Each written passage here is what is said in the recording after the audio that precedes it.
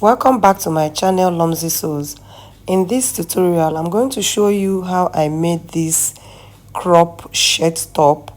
If that's what you want to learn, make sure to continue watching till the end. This is actually a two-part tutorial.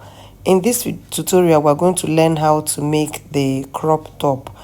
In the previous tutorial I taught how to cut and sew this palazzo pants. Make sure to go and head over to my YouTube channel Lomzy Sews to watch it if you have not watched it. I'll make sure to link it in the description section and also up here. So let's go. As you can see, I've marked my starting line. This is where I'm going to start all the measurements from, and this is my fabric folded into four. This is for the back and that is for the front. So for the front I left 1.5 inches for button stand and button cover. So make sure to leave 1.5 inches or 3 inches if you're cutting your button stand together. I hope you understand. So next I'm going to do is to take shoulder to the armhole line. Mine is 10 inches. I'll mark it, and then I'm going to go ahead and square it out.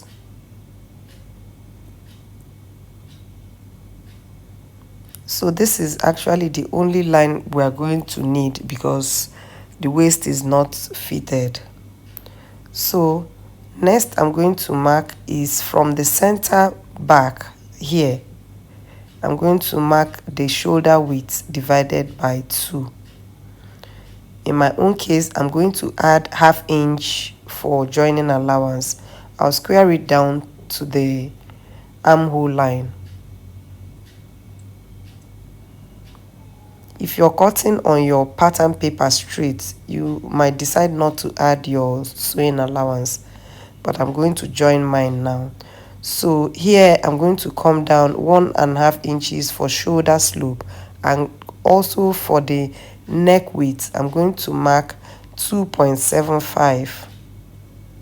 Then I'll connect these two lines. If you're a beginner, we are dropping this because our shoulders are not straight, so that's why we drop a shoulder slope. So for us to mark the armhole curve, we are going to divide this place into 2. So later I'm going to come back to explain. So here on the armhole line I'm going to do the bust circumference divided by 4. I'll mark it, and I'm going to add 2.5 inches for ease, and then 1/2 inch joining allowance, making it 3 inches. So I'm going to square this down to the hemline. Remember I said I'm not going to shape the hemline, so I'm going to leave it like that. I'll connect all to the hemline like so. And this is it. So next we are going to also, I didn't mark the length. The length is supposed to be 19 inches, and then I added 2 inches for hemming.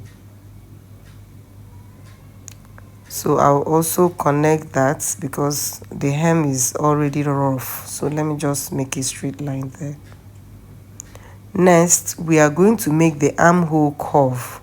So here that we marked this place, I'm going to maintain it like this and curve into the side seam like this. That will be for the back. For the front, at this point I marked, I'm going to go in 1/2 inch and connect it like this. So this armhole line I'm marking now is going to be for the front, and this one is going to be for the back. So oh, I forgot, I didn't add sewing allowance before, so I'm adding 1/2 inch sewing allowance on the armhole and the shoulder line. Next I'm going to mark the neckline. So for the back I'm going to come down 0.75 and connect it to the shoulder width like this.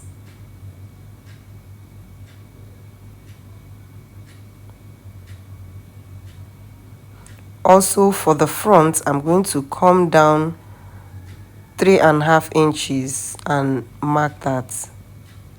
So I will do that on the other pattern, or on the other fabric, but I'm just going to mark it. I just go ahead to cut out all these things. First, I'm cutting out the back. So you see how I'm cutting out the back. I will take off the back now and then cut the neckline of the front and the armhole curve. If you have watched this video till this time, remember to give this video a thumbs up and subscribe if you have not subscribed. And if you're following me, remember to drop a comment. Whether you're following me or not following me, remember to drop a comment in the comment section. It helps YouTube to push out my content. Please, this will be a very little support you will give to my channel. So for me to cut the neckline of the front, I folded the button stand inside that way, and then I'm going to cut out the neckline. This will help to get the correct curve for the placket. Can you see? So now this is ready. Next is to make the sleeve. For me to do that, I like to take my measurement from the armhole curve, the back armhole curve. This is my method. You can use whatever method that is okay by you. So I'm just going to take the armhole curve like this. Whatever I got, I'm going to use it for the circumference of the sleeve. So whatever I have gotten here, I have folded my fabric into 4. I'll make sure whatever I have gotten there is what this measurement I'm making now will be. I hope you understand. So next I'm going to mark the sleeve cap, or the cap height, and then the length of the sleeve.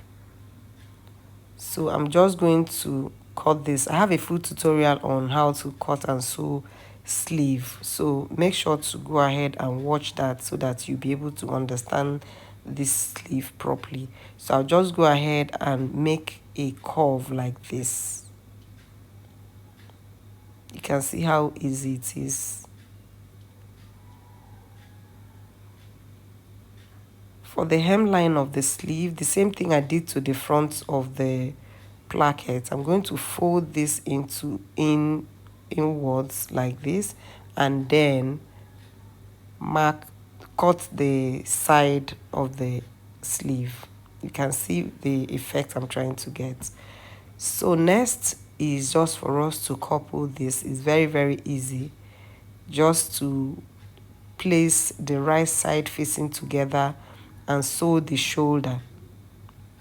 I'm trying to make sure this is the right side. So I'm going to place the front panel on it, right side facing together. So first thing I'm going to sew is the shoulder. After sewing the shoulder, you make sure to overlock it, and then you add the sleeve. So I'll go to my machine now and sew the shoulder and overlock it. And after doing that, I added the sleeve and closed the side seam. This is what I have here.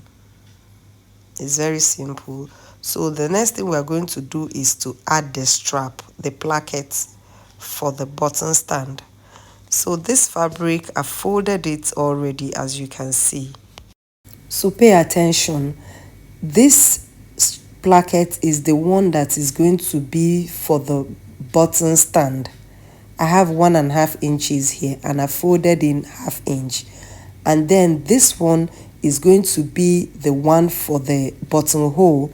I have 1.5 inches, and I have folded 1 inch inside. Note that I didn't add interfacing to this.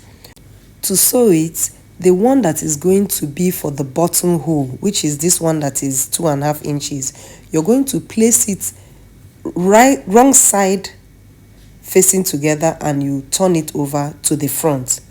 But the one that is going to be for the button stand, you're going to take it either from the inside out, or you can decide to sew it from out to inside, so that in front you will just see the line. I hope you understand. So this is it after adding the placket. So you can see this is where I'm going to make the buttonhole on this side, and then on the left side I'm going to add the buttons.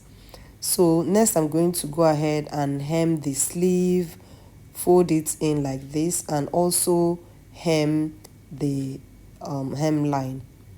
This is where I'm going to stop this video. For the shirt collar, I have a very detailed tutorial on how to cut and sew your shirt collar, very detailed. I'm going to drop the link in the description section, and also I will drop the link to the palazzo pants cutting and stitching tutorial. So all I need to do from here is just to place my neckline like this and take the circumference of the neckline. That is what I'm going to use to cut the shirt stand and the shirt collar.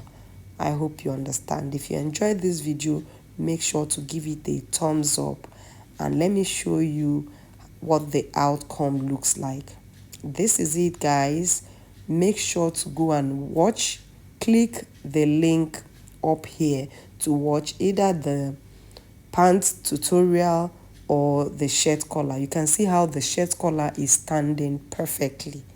I will show you how to do that. It's very easy, trust me, and it's beginner friendly. Okay guys, as always, I will see you guys in my next video. Don't forget to subscribe and like, comment, and share this video out. I'll see you guys soon.